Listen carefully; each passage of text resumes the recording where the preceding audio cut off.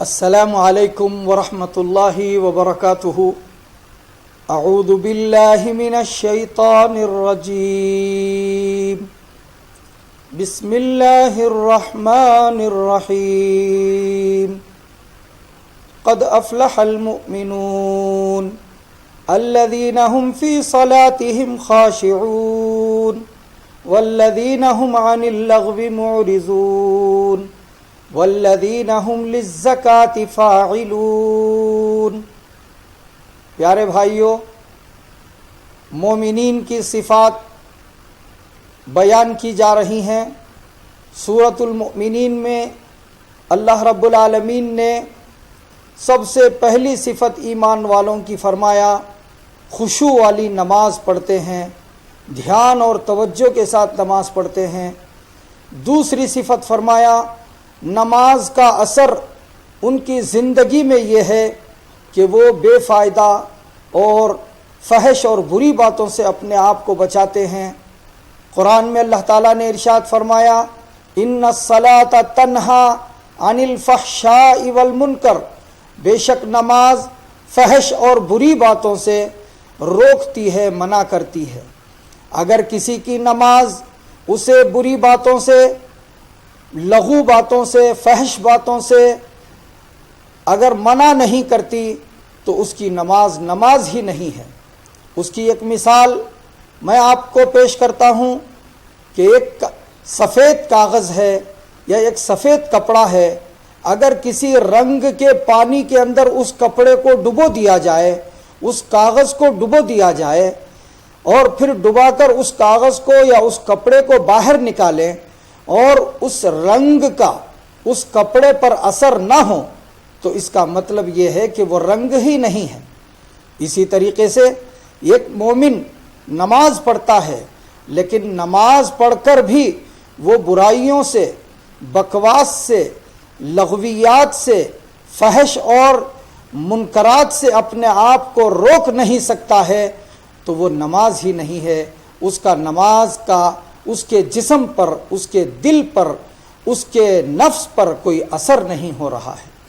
تو اس لیے ہمیں چاہیے کہ ہم نماز کا اثر اگر اپنے آپ پر محسوس کرنا چاہتے ہیں تو اپنے آپ کو دیکھیں کہ ہم لغویات سے کتنا پرہیز کر رہے ہیں۔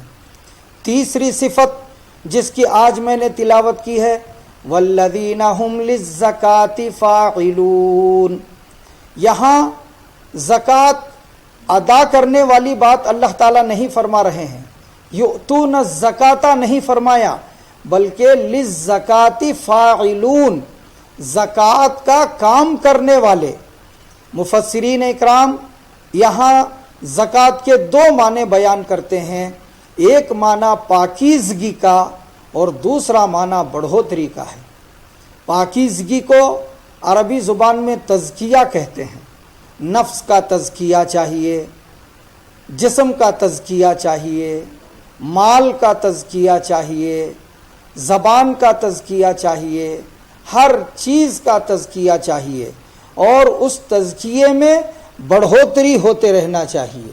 للزکاة فاعلون کا معنی ہوگا ہر چیز میں تزکیہ، ہر چیز میں پاکیزگی کا خیال رکھنے والے۔ یہ صرف اپنی ذات تک تزکیہ یا زکوٰۃ کا لحاظ رکھنا مومن کی ذمہ داری نہیں ہے، بلکہ اپنے اطراف و اکناف کے تمام ماحول کو بھی پاکیزہ رکھنا اور اس کا تزکیہ کرنا اس آیت کے معنی میں شامل ہوگا۔ بھائیو، آج ہم ذرا جائزہ لے کر دیکھیں، کیا ہم اپنے آپ کو پاکیزہ رکھنے کے لیے کوشاں ہیں، فکر مند ہیں، ہمارے من میں اس کا خیال ہے؟ ایک مومن کے لیے، ایک نمازی کے لیے سب سے پہلے اس کا بدن پاک رکھنا ہے۔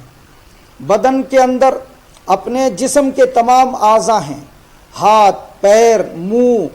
آپ دیکھیے وضو کرنے کا حکم دیا گیا جس کے اندر منہ کی صفائی ہے، ہاتھوں کی صفائی ہے، ناک کی صفائی ہے، کانوں کی صفائی ہے، سر کی صفائی ہے، گردن کی صفائی ہے، پیروں کی صفائی ہے۔